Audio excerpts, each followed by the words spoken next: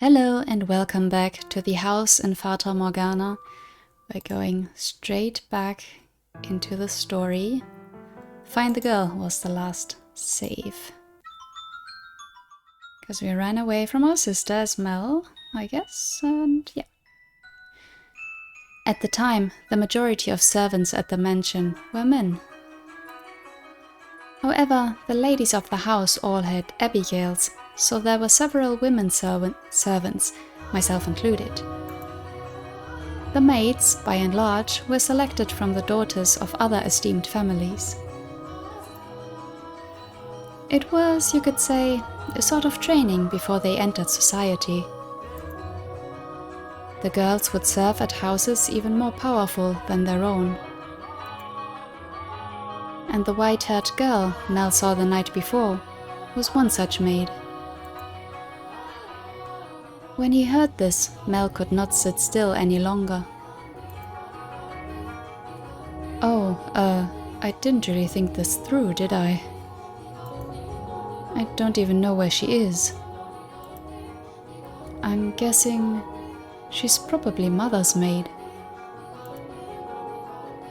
White hair. It has to be the girl from last night. But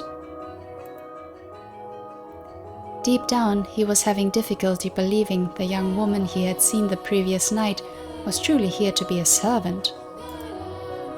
And can you blame him? When he saw her, she was an absolute mess, hardly what you would envision from a girl of class. But he did not seek her to find out whether that was true. He merely wanted to see her once more, to ascertain whether what he had witnessed the previous night was real or his imagination. And he wanted to have an actual conversation with her. I don't want to run into Mother. That would be awkward. He was heading toward his mother's bedchamber, but the closer he drew, the heavier each step grew.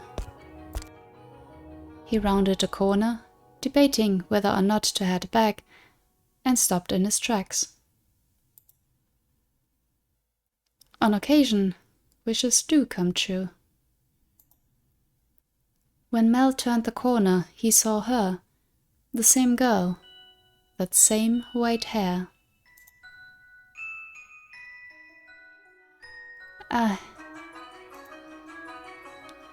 She appeared to be cleaning the hallway. She chased along the wooden carvings lining the walls, making certain not to miss even a speck of dust. The girl wore a pristine dress, the uniform of the mansion's Abigails. There was no longer any filth to obscure her beauty. All that had covered her pure white hair and glass-like skin was no longer. The one thing that had not changed was her listless ruby eyes. Pardon me. Hearing his footsteps, the young woman raised her head. She caught Mel's gaze and for a brief moment merely blinked at him in silence. Lord Mel, yes? Your father informed me of you. Did he? I guess I don't need to introduce myself then. I believe she made an attempt to smile, though it was difficult to tell, and she quickly dropped her gaze back to the floor. Flux and Ruby met only for the briefest moment. She seemed to be looking at both someone and no one at all. Everyone here truly has the most beautiful color of hair. Did you have business with the mistress, Lord Mel? I can let her know if you would like. No, I was looking for you. For me? Mel felt as though all the blood in his body had begun to flow backwards. He could not effectively describe the sensation, but in a word, it resembled panic. On his way to find her, Mel had come up with a number of subjects he wanted to talk about, and he generally had little trouble speaking with others. He'd had less experience interacting with women, this was true, but the time he had spent around Nellie had kept him from stumbling too much. Until then. Yes, for you. Why would you be looking for me, Lord Mel? I was wondering how you were doing. Pardon? I'm quite fine. Good, that's great to hear. You fool, Mel. What are you even saying? You have more important things to ask, like where she came from. Or to tell her she has pretty hair and eyes. But I don't want to trouble her too much. Lord Mel? Yes? Sorry, you just suddenly fell silent. Was I, in your way? In my way? No, not at all. What are you up to? She's obviously working. I'm cleaning. Well, yeah, I didn't even need to ask. Ah, you're cleaning.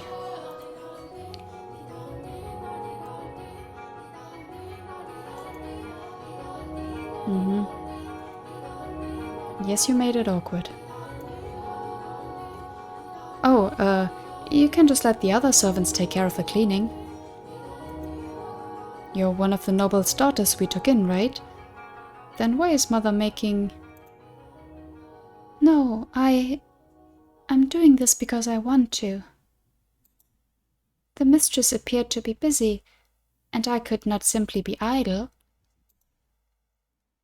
But... I enjoy cleaning.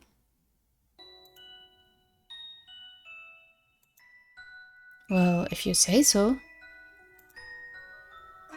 Say, yesterday... This mansion is truly a thing of beauty. All the many roses in the garden. Even the furnishing has had a great deal of thought put into it. This family must have a wonderful sense of aesthetic. Oh, yeah, thanks.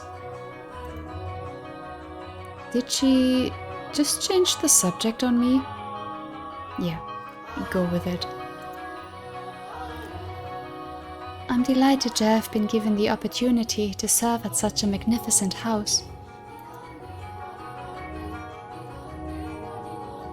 Mother and father actually had nothing to do with that, not even the garden. That's all been around since my grandfather's time. This mansion was a complete wreck when he bought it. Oh, was it? Yeah. Frankly, I'm surprised he actually paid money for it. The chandelier in the foyer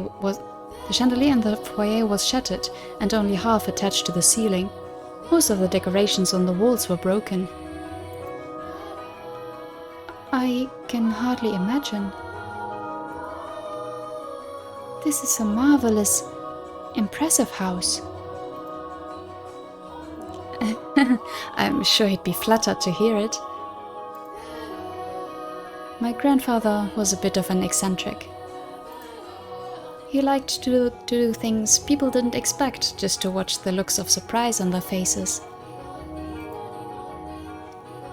He was the kind of man who would buy a mansion that was beyond repair just to give it a completely new life. Everyone who had seen the property before it was renovated was astonished. They regretted not taking the opportunity themselves, seeing the transformation it underwent.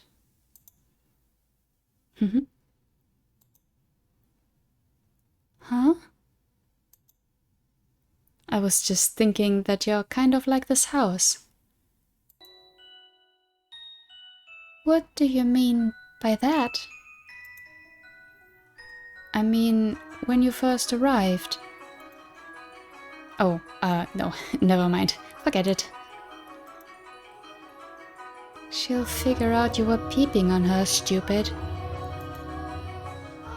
She hasn't yet, has she? Yes? It's nothing. The more I think about it, you and the mansion aren't really comparable. Oh? The truth is, it being a rundown mess isn't the only reason nobody wanted to buy the house. They say that all who dwell within this house shall be met with misfortune.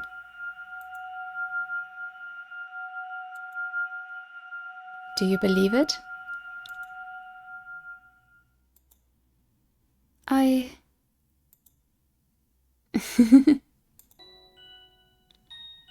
just kidding. Oh, wait, I skipped something there. I'm just kidding. It's not actually true. It's all rumors and hearsay, embellished to make the tale more exciting. The rumors only started because of how it used to look. If the mansion truly begot misfortune, then we wouldn't still be here. And it wouldn't explain how my grandfather died. Do you know how he passed away? No. How did he? Inside a lovely lady. Well, that's the way to go. What? Believe it or not, that was how he died, together with a young, beautiful woman.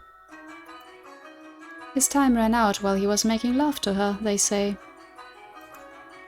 A rather crude way to go. But he was hardly misfortunate. What did I tell you?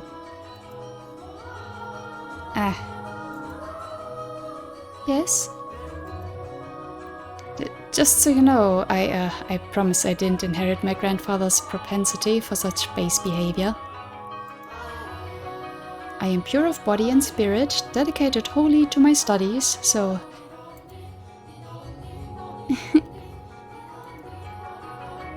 Hey, she laughed.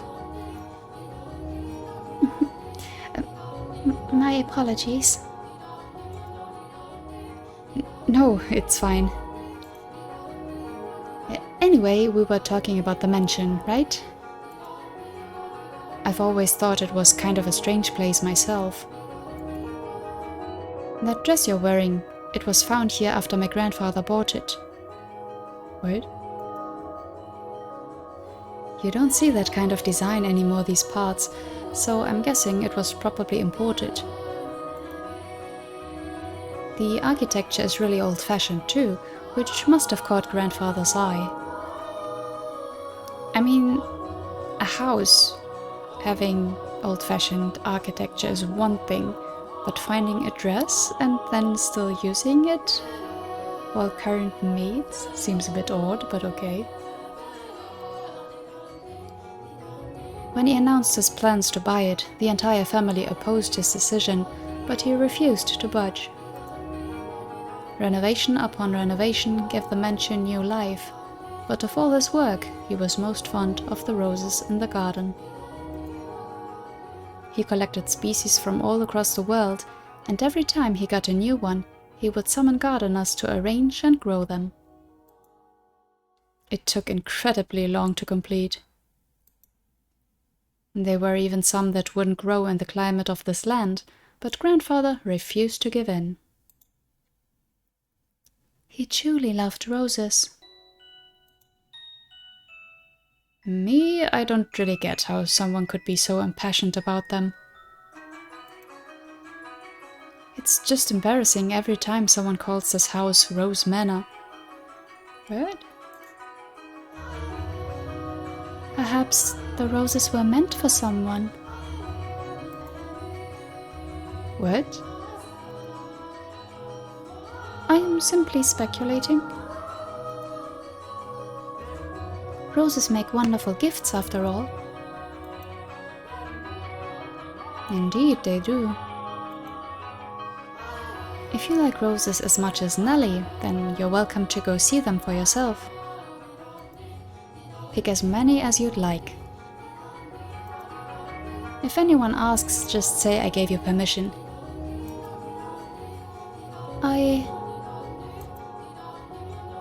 Don't be shy.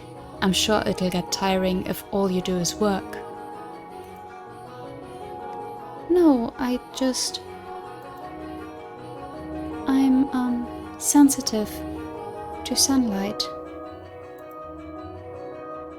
Oh, that's unusual. Perhaps that explains why you're so pale. Isn't it more like the other way around? Well. I had no idea. That sounds rough. And your skin is so pretty too. You don't seem terribly surprised. Well, oh no, I'm very much surprised. Or would you have preferred a more dramatic response? No, I expected you to find it disturbing. I'm sensitive to sunlight and can hardly spend any time outside. That makes me sound like some kind of demonic creature.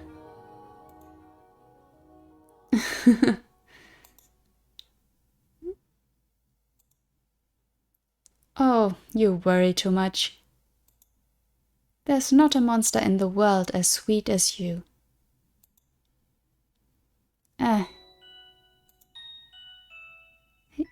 Yes? Are the other maids teasing you, perhaps? That black-haired one especially? She's... how should I put it? A little frightening. Almost as if she has a steel heart or something. She's impenetrable.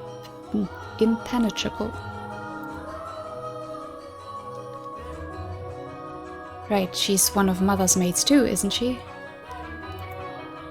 Now I'm even more worried. Since you refuse to follow my instructions, you are henceforth hellspawn. I can imagine her saying that.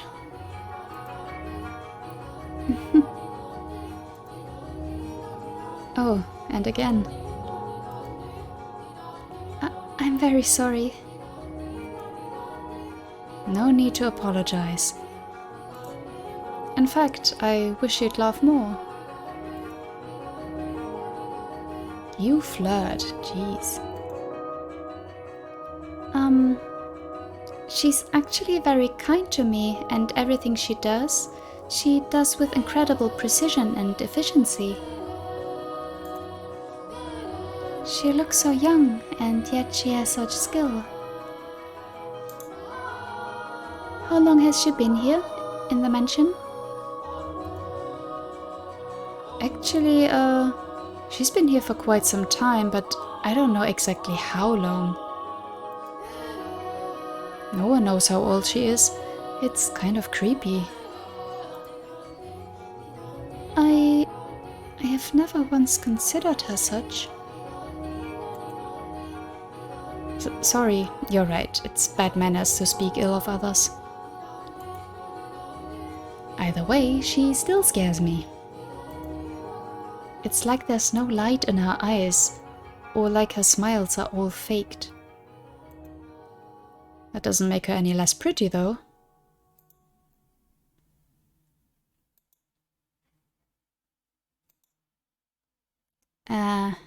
conversation died. I have to think of something else to talk about.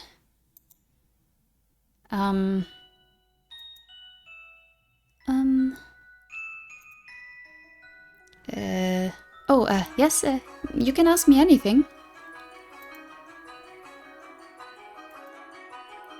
Does the master, your father, Lord Mel, often retire from the mansion? I have not seen him around. Oh, yeah. Father frequently returns home. This mansion is actually our secondary house. Why do you ask, though? I was just curious. Nothing more. Oh?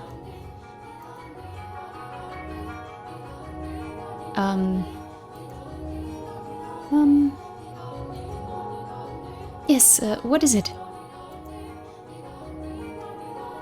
One of the maids asked to see me, so I should be on my way. If you'll excuse me. Well... alright. See you later then. Goodbye. Oh, right, one moment. Since you're sensitive to the sun, I can pick some roses from time to time for you. For you to decorate your room. Lord Mel. That's all. Sorry for holding you up. Why am I so bad at this? She definitely thinks I'm obnoxious. I want to hide under a rock. I want to reverse time and try this over again.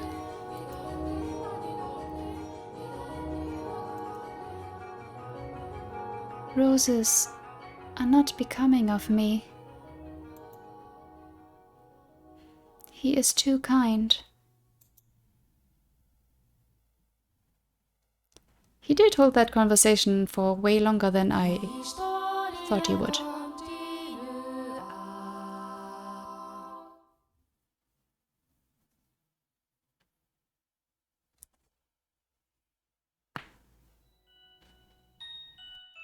You have my thanks, Father. And I apologize for being late today. Now there's something unusual, you not being punctual. Maybe next we'll go a whole month without rain. Do have mercy on next year's crops, Mel. You hyperbolize, Father. Sorry, I'm stumbling over some of these words. Like, I know what they mean, but if you've never had to use them spoken. So, did something nice happen? Huh? You look like you're in good spirits. Do I? No, nothing. Something did happen, didn't it? It's all over my face, isn't it? People prefer an open book to a face of stone. So it is. People may prefer it, but it's not a good trait to have for social engagements. What? Not the kind of engagements you'll be having anyway.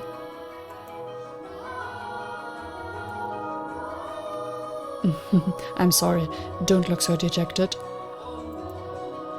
For now, at least, there's nothing wrong with that.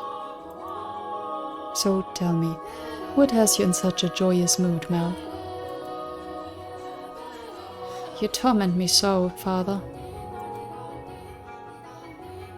We've taken on another maid. You know how that goes, right?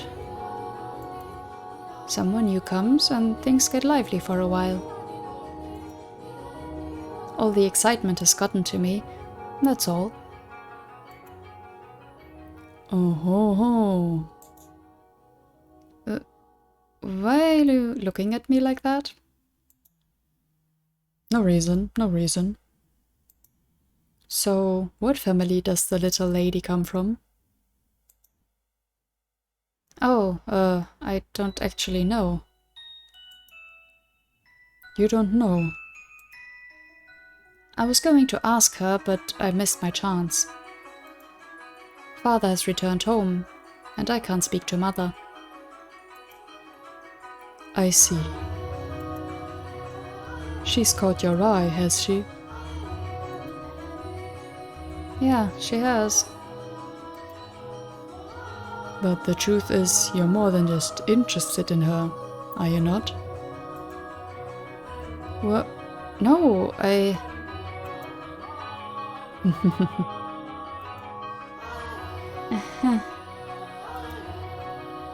You truly do enjoy tormenting me. Well, I should be getting home now. Mel. Yes? Make certain you find out where she's from. If you're genuinely interested in her, it's your responsibility to determine if she's actually suitable for you. Thank you, and excuse me. Yeah, tough times with social bullshit like that. I mean, not that in some circles, areas, I don't know, this is still a thing, but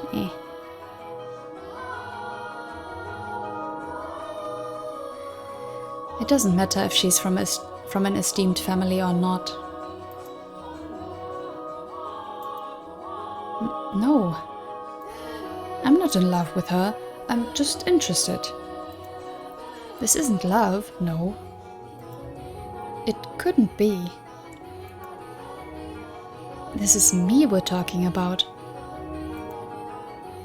Besides, I hardly even know her. Young sire, blessed young sire, alms for the poor. It's the same beggar as before. I don't think he's moved since then. But he looks skinnier than last time. He's going to have trouble making it through the summer.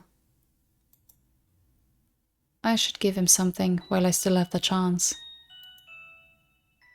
Alms for the poor. Have mercy.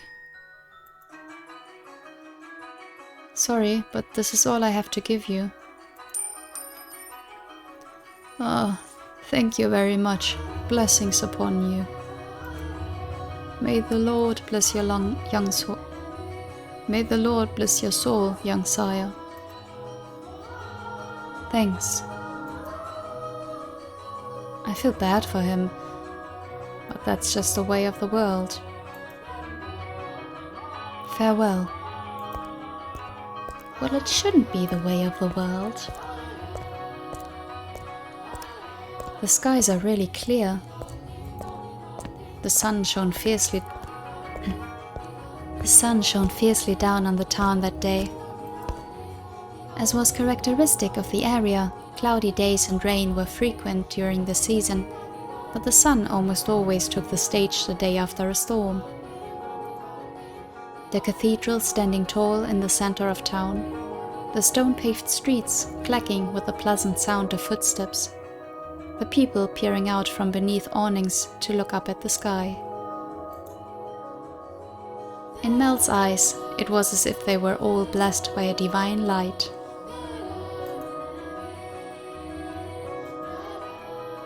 However, not everyone living in the same land was equally blessed. In fact, the blessed were far outnumbered by the forsaken. Even if their time would later come to be referred to as the Golden Age.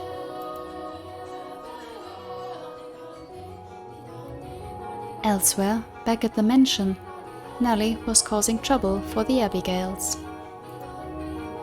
On a whim, she had decided to redecorate her bedchamber, so she gathered the maids and put them to work, shouting orders and demands and complaints. And she had not summoned only her personal servants, but others as well, including the white-haired girl. "No, not like that. How many times must I tell you?" "The tapestry goes by the door. And I don't like the carpet's pattern. Is there anything else we can change it with?" "Hey, who put this ugly vase here?" Nellie appeared to be rather irritated, and it was the servants who bore the brunt of her frustration. Though if they found this similarly vexing, none of them showed it. She was a girl who spoke her mind, a trait particular to that time in history. Women of the Golden Age were so vivacious, in fact, that it inspired parody and satire in foreign countries. But no matter how hands-off her parents were, had Nellie been born a generation earlier, or a generation later, she likely would not have been able to act so free-spirited. That day, however, Nellie did not seem to be her usual self. Though she always spoke her mind, it rarely went beyond being childishly adorable.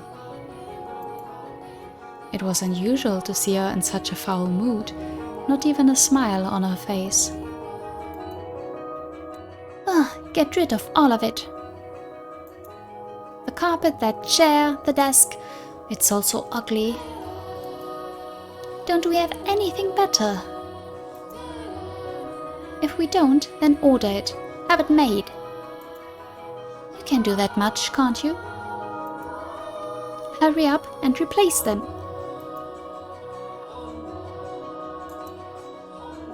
Having only arrived that morning, the white-haired girl was unsure what she was supposed to be doing, caught in the middle of a flurry of maids and furniture and fabric. She chased frantically scrambling Abigails with her eyes and made attempts to help, but not being familiar with the work, she only ended up getting in their way. She probably felt that everyone would be better off with her not in the room. So when the maids ordered to get new furniture made their way out of Nellie's room, she attempted to follow them. "You, hold on a second. You. Yes, you with the white hair." However, Nellie stopped her before she could take her leave. "What?" The white-haired girl turned back, bewildered, to find Nellie smiling at her. The corners of her mouth turned up into a self-assured grin. There was no trace of timidity or uncertainty in her demeanor. Her flaxen eyes seemed like they would look nice under the light of the sun. Almost the exact opposite of the white-haired girl. "I wanted to talk to you, actually. But Mother never was one to share. I asked her to trade maids, but she wouldn't have it." "Trade? You mean for..." "Which is why I decided to completely redecorate my room, because then I would need some extra hands." "But why?" "Because Mother and Father refused to tell me anything." "Why is that? Who are you exactly? Where did you come from? Tell me, what house are you from?"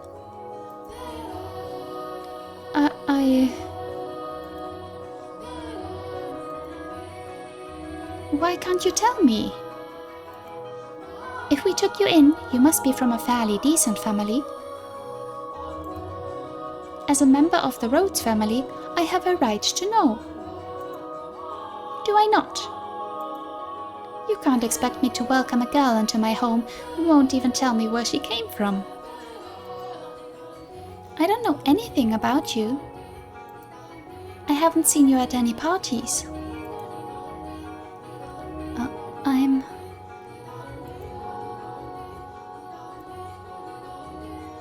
I came from another country. Another country? What country? Somewhere very, very far away. Oh. North of here? East? West? South?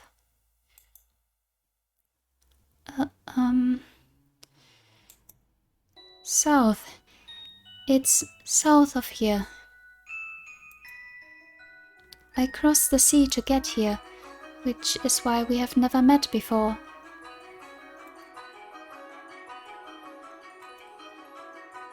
How far did you have to travel then?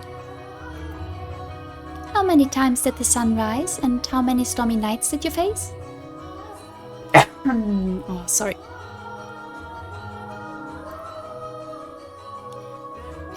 Innumerable days and nights we sailed, heading ever further north. Huh.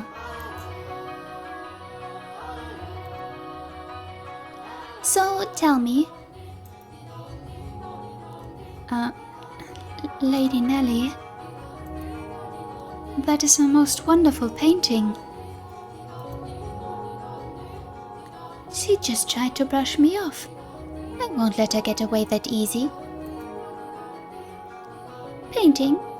It's in my room, so of course it's wonderful. But that one's especially so. You're both so adorable. You, Lady Nelly, and Lord Mel. How old were you when it was painted? Huh? Ah, that painting. Goodness. Yes, you have a good eye for art. It is magnificent, isn't it? This was done when I was 4 and Mel was 7. You see how we're standing next to each other, holding hands? Oh, that's very pretty, yeah. I was too young to remember it very well, but Mel looks like he was really embarrassed. But standing there like statues makes for a boring painting. Nelly explained brightly. Having completely forgotten she was pressed up against the white-haired girl, she did a little twirl, stopping to face the portrait. Though many paintings lined the walls of her room, Nelly was most fond of the one of her and her brother. 2 darling siblings standing side by side, the older brother smiling kindly, and the younger sister sweetly tilting her head, her cheeks the color of fresh-picked apples. It was like the very embodiment of their happiness. A painting lays its subjects bare, you know. Fortune and misfortune, happiness and sorrow, enshrined on canvas for all to see. And this reflection is not merely limited to the point in time it was made either. Did you know, Master, that paintings are alive? They are drawn with a brush over an extended stretch of time, unlike photographs which capture a singular moment. The two have their own individual merits, but a photograph is still, while a painting moves. Portraits reveal both the past and the present state of those they depict.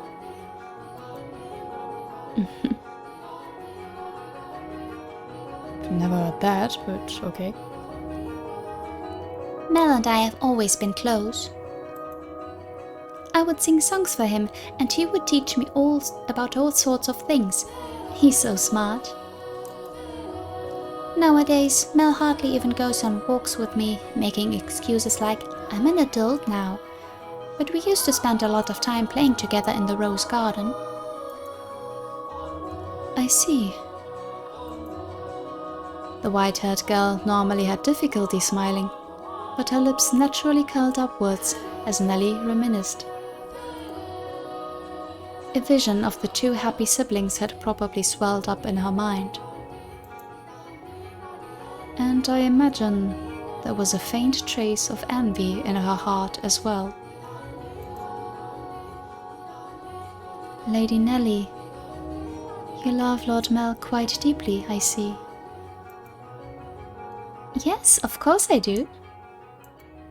Mel's smart and he's studious and he's incredibly kind. For my birthday, he gave me this wonderful rose necklace. The jewelry shop he got it from is famous because even the royal family makes commissions from the workshop. So he had to have ordered it months in advance. Just for me.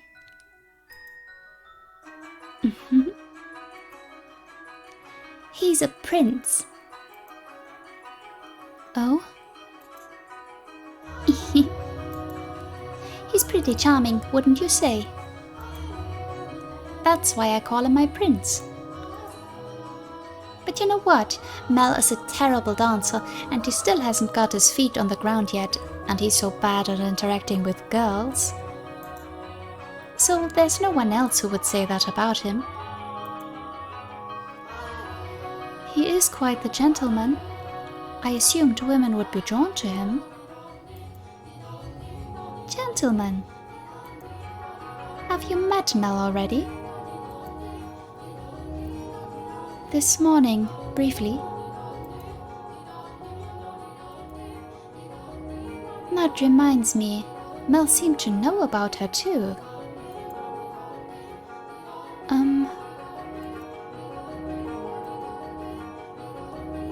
What do you think about Mel?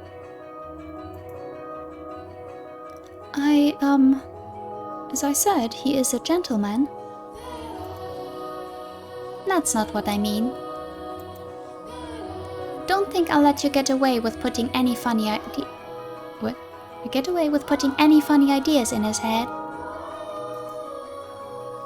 What?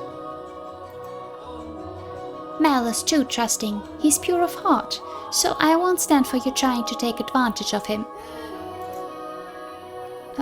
I would never.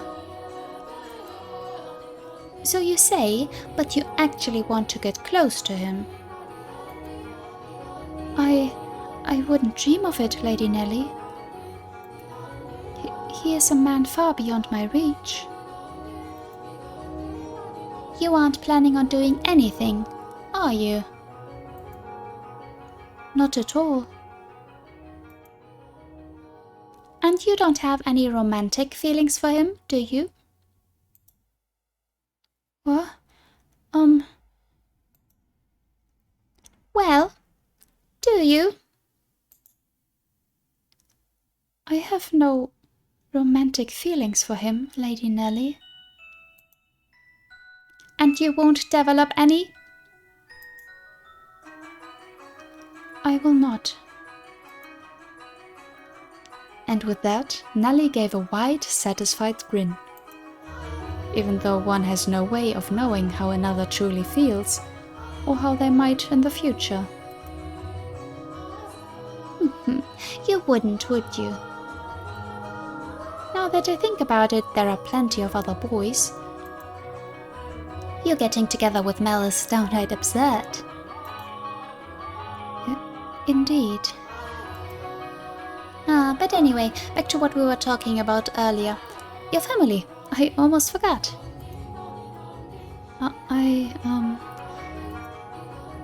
You haven't told me exactly where you came from or anything about your...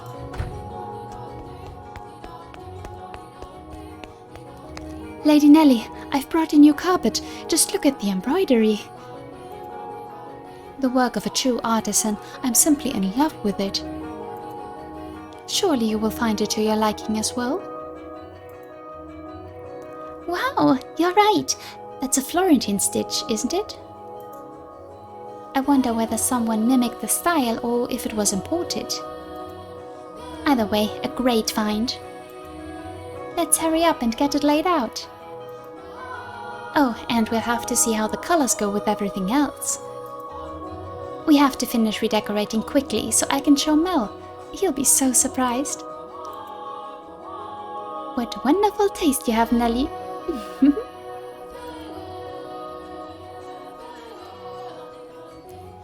When the other Abigails returned, so too did the bustle within Nellie's room. As the white-haired girl watched, a faint smile crossed her lips. Perhaps it was from relief at having escaped Nellie's inquisition. Or perhaps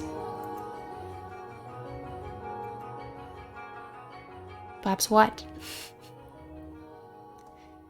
Oh dear.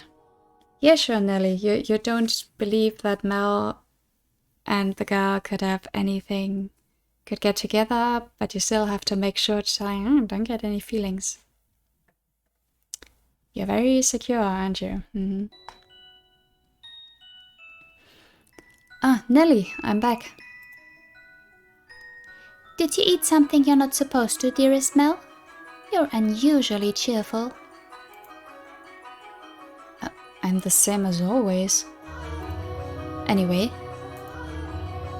Never mind that, dearest Mel. Take a look at my room. I redecorated today. So that's why you've been doing hiding away in the house all day, Nellie? How is that any different than what you were doing? You were in the church all day. I guess. I will look at your room, I promise. But first, do you know where the new maid is?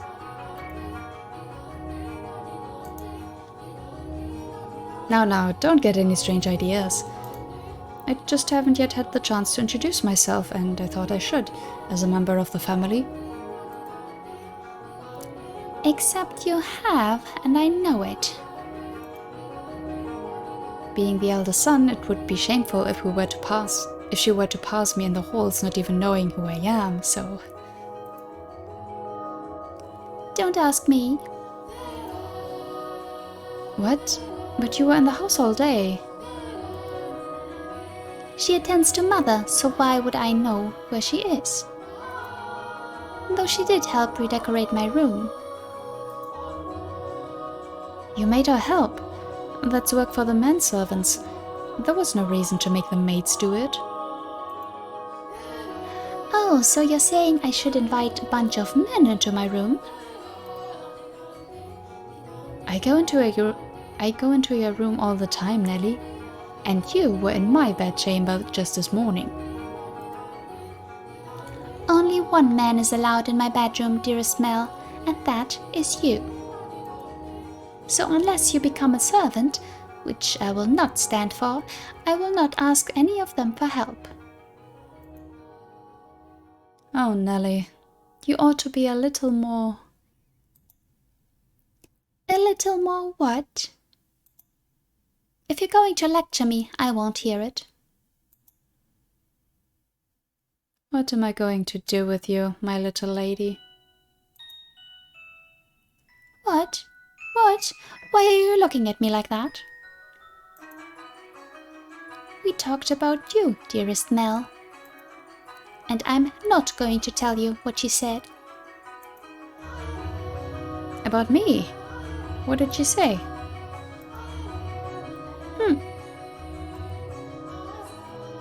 Please, Nellie.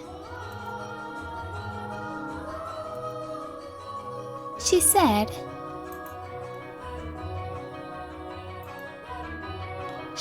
she has no romantic interest in you. What? Why did that even come up?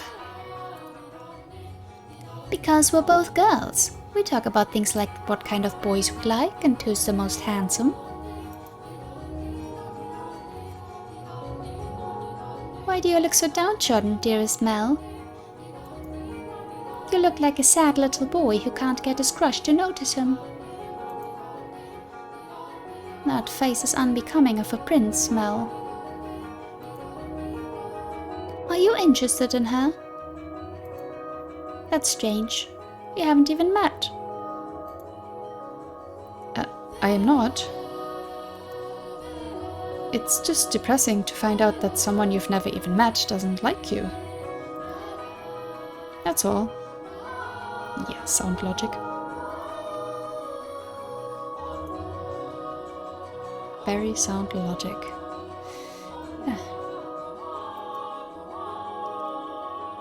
If I'm going to make my move, I must do so soon. I don't have much time. The master of the house isn't around, so next in line would be him.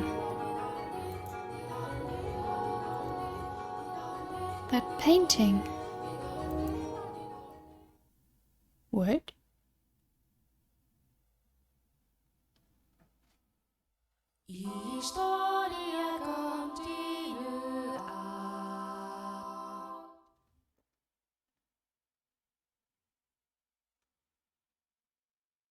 Very curious. Despite his near devastation by Nellie's news, Mel's flaxen eyes continued to wander in hopes of catching sight of the girl. By now, it should be quite obvious to you what Mel was feeling.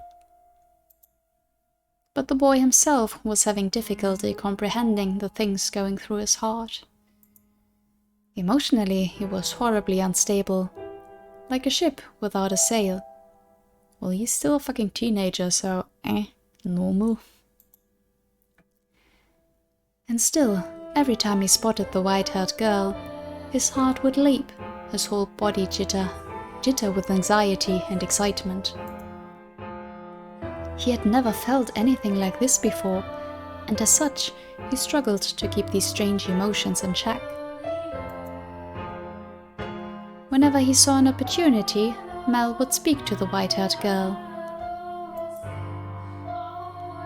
And days he was unable to, he either spent in secluded silence or a distracted daze.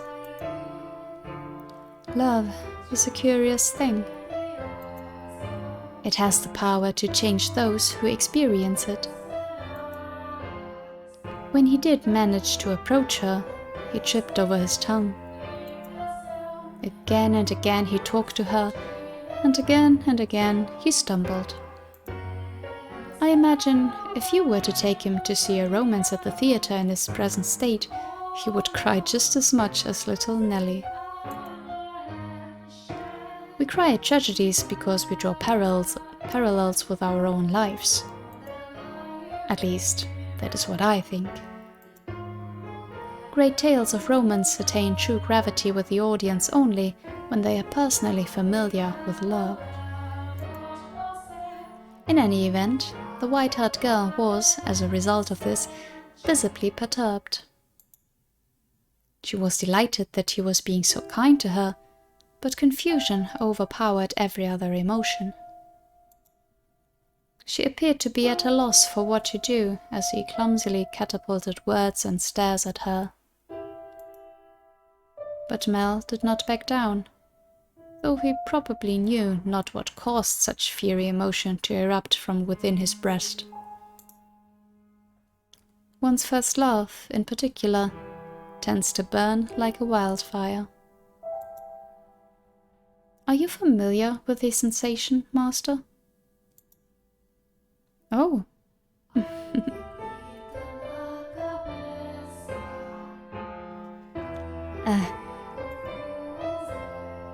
There she is.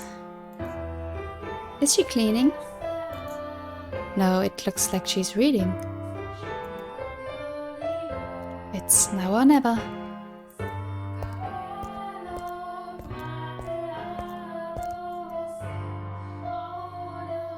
Boo.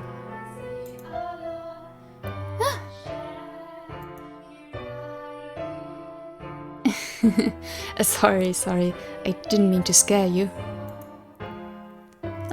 Lord Mel, you very clearly meant to scare me. Because you just wouldn't notice me. What are you reading? You looked pretty engrossed. Engrossed? Oh, I'm sorry. I should have asked for permission. It's fine. No need to apologize. Feel free to read whatever you want, and you're welcome to bring books back to your room if you'd like to spend more time with them. But I was just amazed. that the mansion had a library. It must have been a lot of work to collect all these books. There are some pretty old books in here too. Your grandfather's? Some that he collected and some even older than that. Take a look at this. I think it's a diary, but it's not from this country. Or this century, for that matter. Maybe a feudal lord? Here, he's complaining about the quality of the harvest. Can this forsaken land only produce over sour grapes? Ah, if only the largest of the... Barney? Or maybe Barnier? If only the largest of the Barnier estate were mine instead. The land there is much more suitable to cultivation. There you have it. You can read this, Lord Mel. More or less. I've looked over it several times already, so that wasn't too difficult. Why would such an old book be here? I'm not sure. It and all of this was already here when I moved into the mansion. Have you not lived here your whole life? I was born at our estate. But to me and Nellie, this is more like our home. We moved when I was still young, and we've lived here ever since. Nellie and Mother have both grown quite fond of it. Father, though, often goes back to the house because he doesn't like all the roses. By himself? Yeah. Well, sometimes Mother goes with him. But for the most part, he goes alone.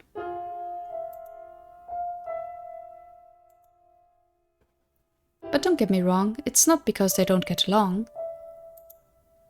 In fact, they act more like teenagers in love than grown adults. It almost makes me sick having to watch it. It is a wonderful thing to be so close, no matter how old they may be. True, but still. There are those in the world who cannot be with the ones they care for, as much as they may wish.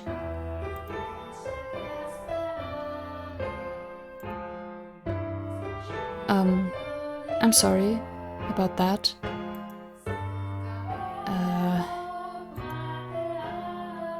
Oh, that's right, the book.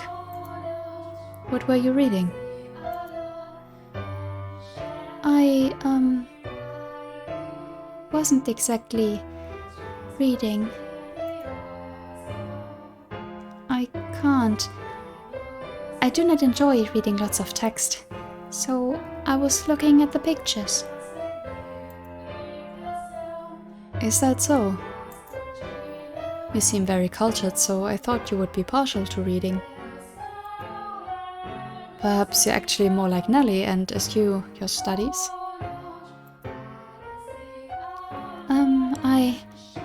Yes. I wouldn't have guessed. But you like looking at pictures? I do. What else do you like? What? What do you enjoy doing?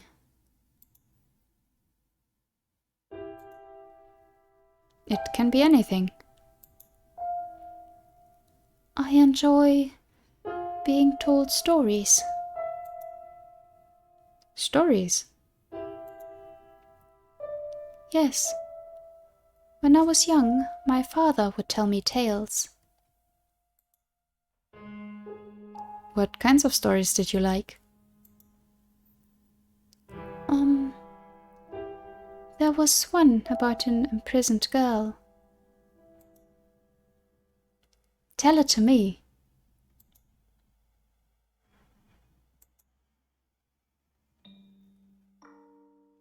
A story within a story within a story? Great.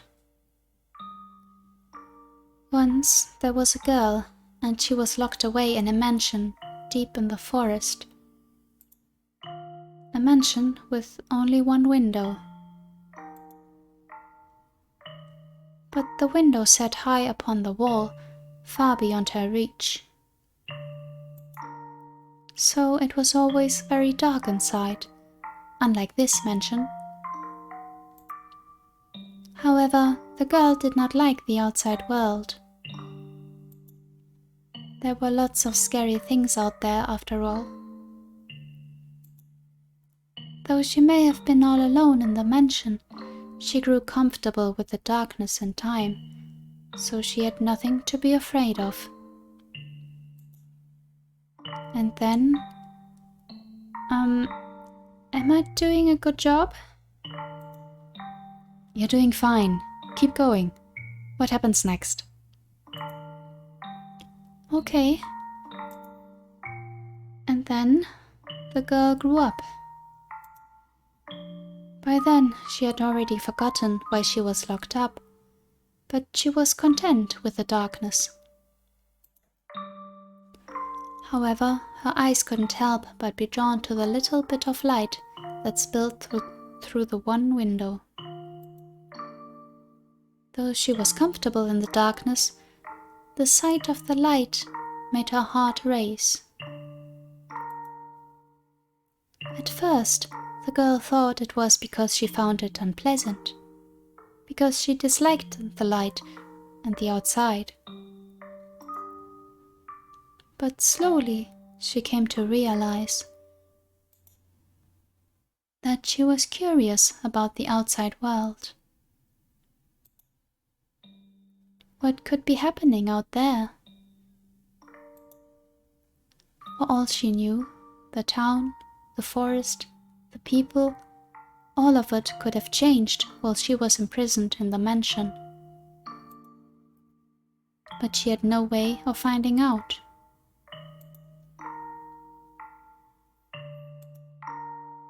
So the girl decided to write letters and throw them out the window. What began as empty grasping became routine, continuing for several months until she was finally ready to give up. But then, a beautiful white dove flew in through the window. Tied to the dove's leg was a letter. Her heart racing, she read the words contained within. It seemed to have been written by a man. The letter contained numerous questions for the girl. It also said that if she attached her reply to the dove, it would bring the letter back to him. She was astonished, but she wrote him back anyway, taking care not to mention where she was. After having exchanged letters a number of times, the two felt very close to one another, as though they had known each other for many years, despite having never met. And eventually, the man said he wanted to meet her? Indeed. The girl was unsure what to do. Should she tell him of how she lived? Should she reveal where she spent her days? She was afraid if she did, he would cease to send her letters. She was sure he believed her to be a young lady of noble blood, and not a girl locked away in a house deep in the forest. The girl could not bring herself to write a response. She released the dove through the window, with nothing attached to its leg. And yet it returned with another letter, written in the man's familiar hand. "You must surely have a grave reason for your silence," it said. "I would like to know that reason, and I would like to help you, no matter what it may be. You have my word." She deliberated. Though his letters were kind, she did not know this man. He was from the outside. Would he still treat her the same way when he met her? And did she even want to step out into the world beyond? What do you think she did? Wrote a letter and agreed to meet him, right? Yes, she did. The girl made up her mind. She would write a letter.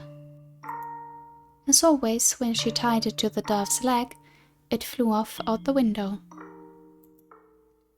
And for some time after that, she received no response from the man. This saddened her, but she thought it was for the best. She belonged in her own confined world, a world of darkness. But then, one day, light shone into the mansion. The sealed door had been opened, and in the doorway stood a handsome young man. "I have come for you," he said. The man was a prince from a neighboring kingdom. When the girl stepped outside, before her sat a magnificent carriage, the likes of which she had never seen before, accompanied by many servants. The prince, kind as in the letters, swore his love to her. And the two lived happily ever after.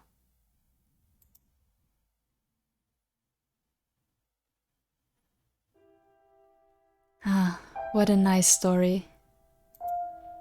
I'm glad it had a happy ending. A prince. Was there something funny about the story? No, that's not why I was laughing. Do you ever imagine what it would be like if a prince showed up for you? Huh? It doesn't have to be a real prince, even just someone like one. Is that something you dream about? Oh, no, I think I'm perhaps a little too old for that. You think so? Nellie still fantasizes about her prince, and she's 14. I just assumed all girls were the same. Lady Nellie's prince. That's you, Lord Mel, no?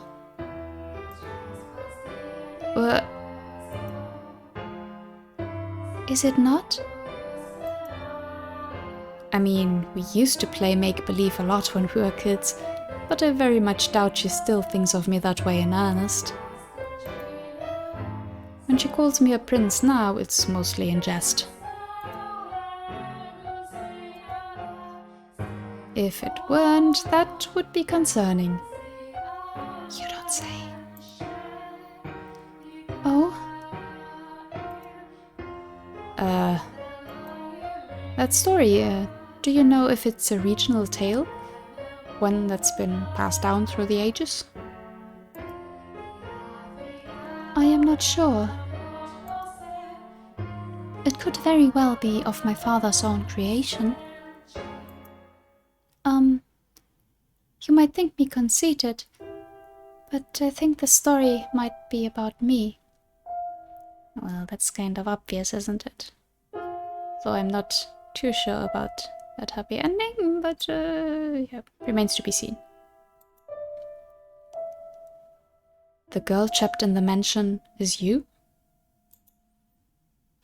You haven't been locked up anywhere before, have you? No, thankfully. I have never been locked up before.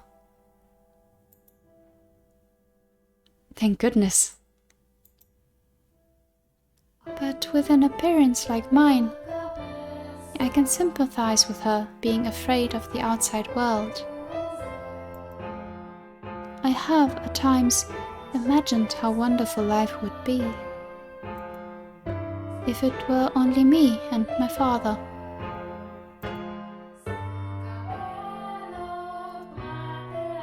But the girl left the house in the end. If your father really wrote that story, then I believe it contains his hope for you to end up the same way. Oh? I don't have what it takes to be a real prince and whisk you away, but I can at least pretend.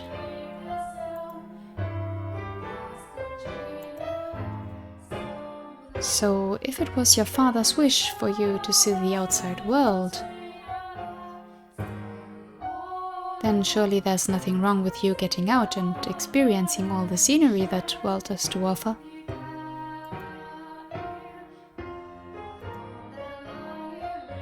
I want to see the outside too. Or to be more specific, other countries. So, if you'd like, we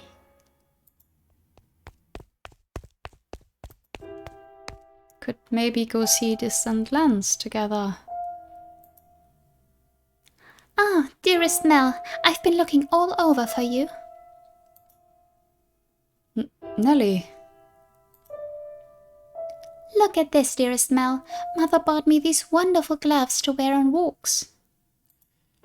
The roses embroidered on the wrists are just precious. Oh my, you're right. They are beautiful.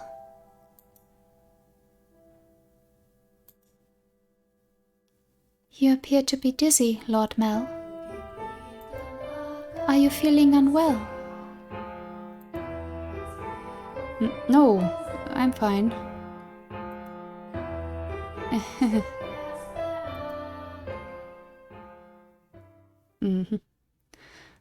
Mel was feeling frustrated at his inability to convey his feelings to her.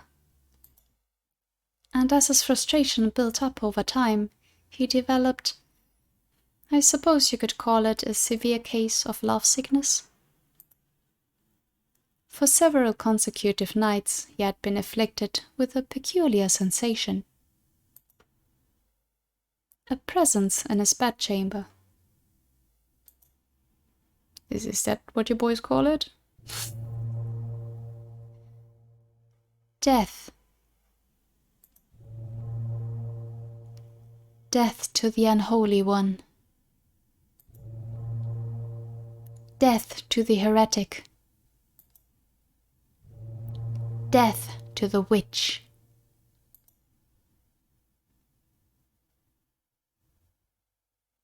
Kill.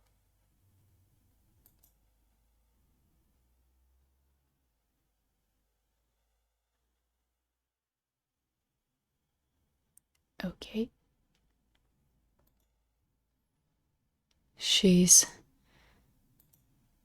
Why? I never wanted her to die. Was she not eating?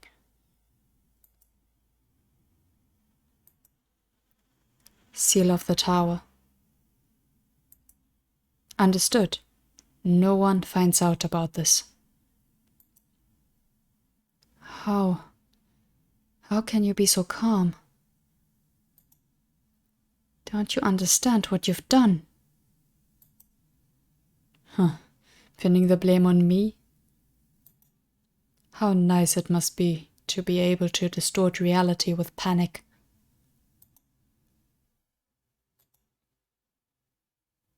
You're just as guilty as any of us. I never wanted her to die.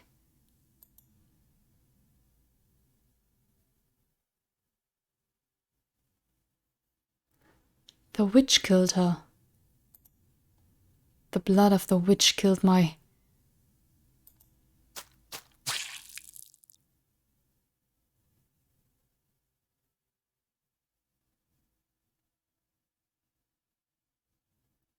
Ugh. Ugh.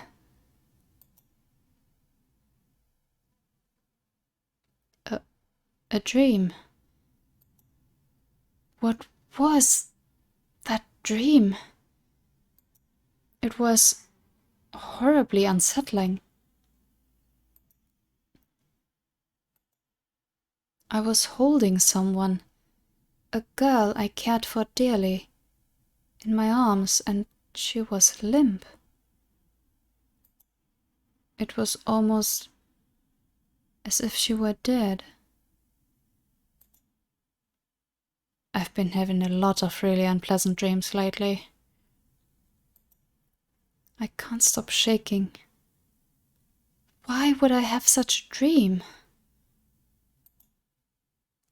I feel sick. Back to sleep.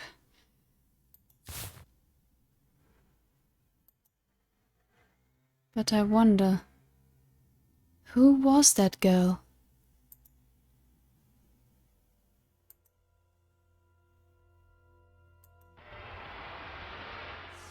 I can sense someone standing beyond my door.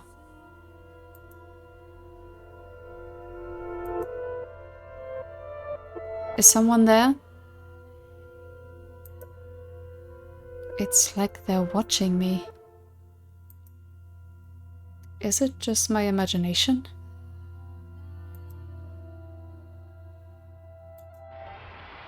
I can't move.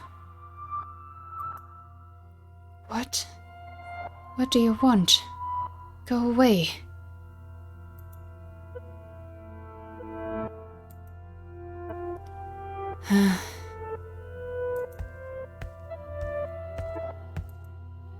The sound is growing fainter.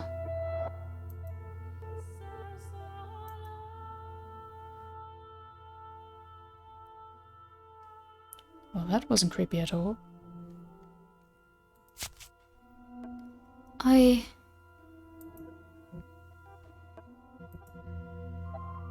Is that truly what your story meant, Father?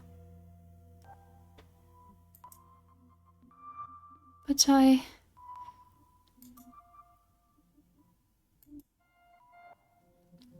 such a magnificent garden.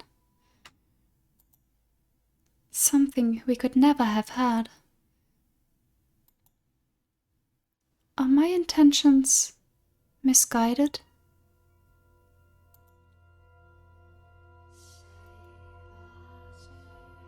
What a beautiful white rose.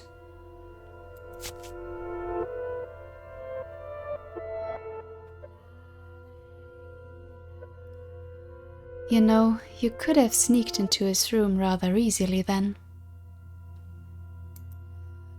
No one was watching.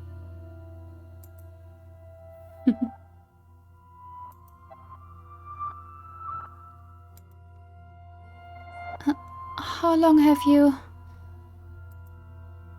Oh, you needn't pay me any mind. I shall not condemn you, no matter what you might do. Rather, I am on your side.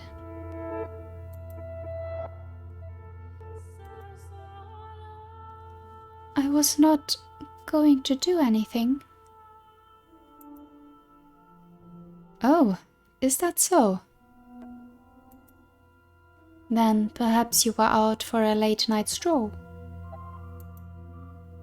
I imagine you have less difficulties going outside at night. I beg your pardon. I will return to the mansion immediately. Oh, yes, that reminds me. It was also the middle of the night when the grocer's servant broke into their safe. News of that spread quite far. I am sure you would have heard about it. Oh? Although, was Gamache imprisoned? Dear me, I am having trouble remembering. But worry not. If you wish for it, the mansion shall provide. You are in no danger whatsoever of getting caught.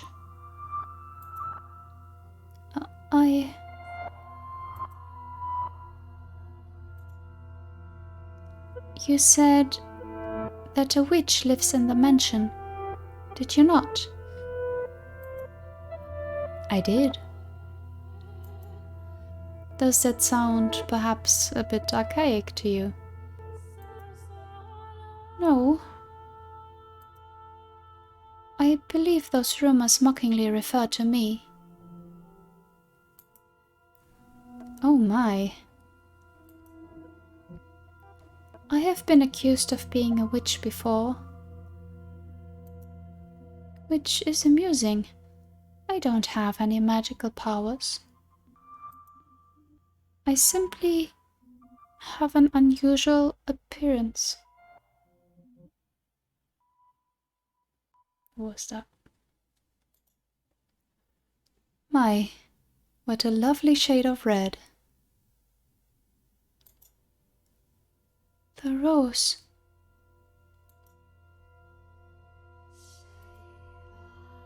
Is something the matter? This rose was white. Until I took it in my hand.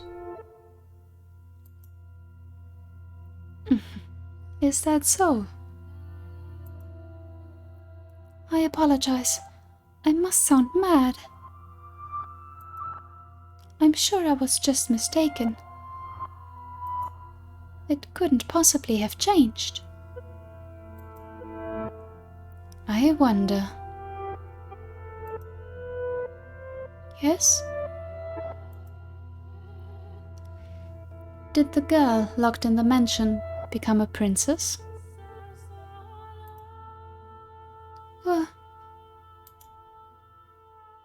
We should lock up and head to bed. Make sure all of the shutters are closed nice and tight, and then draw the bar on the front door.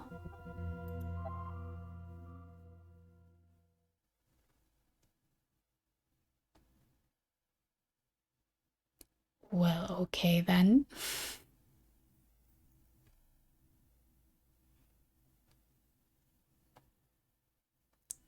I think I'll have to end it here today. I'm still very curious about this story, especially with the girl. We don't even know her name yet. But it's late for me. I still have to pack for a convention. Yeah. Okay. Yeah, just one thing I wanted to mention with the dream Mel had. Of course, we didn't really see anything, and that could have several reasons. Like, for one, budget. It just, and also just keeping what happened there a mystery, and it's a dream. Sometimes you don't have like clear images in a dream, just more the feeling. But also, doing it this way enables for your imagination to run wild a bit, right? Which is also a thing that can happen in visual novels anyway. Like, you have some background images, you have the sprites, some CGs, but anything else you just have to imagine yourself from the text, and I like that. I mean, that's anyone who likes to read likes that, yeah. I don't know, I just thought that it was fitting. Yeah. Okay, I'm rambling. It's late. Yeah. As always, let me know what you think. And thank you so much for watching. And until next time. Bye bye!